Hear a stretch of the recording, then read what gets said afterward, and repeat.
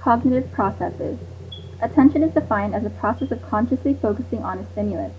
It is important to attract and maintain a student's attention because it is where learning begins. Some strategies to attract attention include demonstrations, charts, pictures, problems, and calling a student by their name. In the case study, David attempted to attract and maintain his students' attention by using effective visuals and getting his students to be actively involved in gathering information. Perception is defined as the process people use to find meaning in stimuli. The two pictures below can be perceived differently by people. While one may see a candelabra, another may see two profile silhouettes, or the elephant looks to have 4 legs, while another sees more legs. The primary way to determine if your students accurately perceive the information you are presenting is to simply just ask them. Encoding defined is the process of representing information in long-term memory. In the case study, Juan encoded the information they were studying more meaningfully than Randy did because the schema he constructed had more connection to it. Some effective encoding strategies include imagery, organization, schema activation, and elaboration.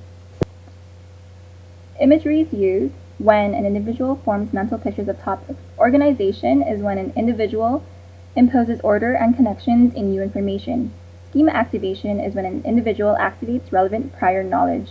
And elaboration is when an individual expands on existing schemas. Examples, analogies, and mnemonics. Analogies. Descriptions of relationships between ideas that are similar in some but not all respects. Mnemonic devices.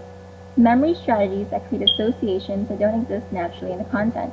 Below are some examples of first letter word method mnemonics. PMDAS, which is the order of operations, stands for parentheses, exponents, multiplication, division, addition, and subtraction.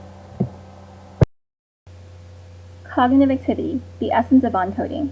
Focused thinking is the essence of cognitive thinking. Thinking carefully about the information is essential. When we teach, one of the most effective ways to promote cognitive activity is to guide students' processing with questioning. In the case study, David asked the students, why was Mercury so hot on one side and so cold on another? The students did not know the solution to David's question. David remedied this problem by guiding his students to the correct answer with further questioning. Forgetting. Forgetting is the loss of or inability to retrieve information from long-term memory. Interference is a loss of information because something learned either before or after detracts from understanding. Proactive interference is a loss of new information because of the influence of prior learning. Retroactive interference is a loss of previously learned information because of the influence of new information. Retrieval is a process of pulling information from long-term memory into working memory.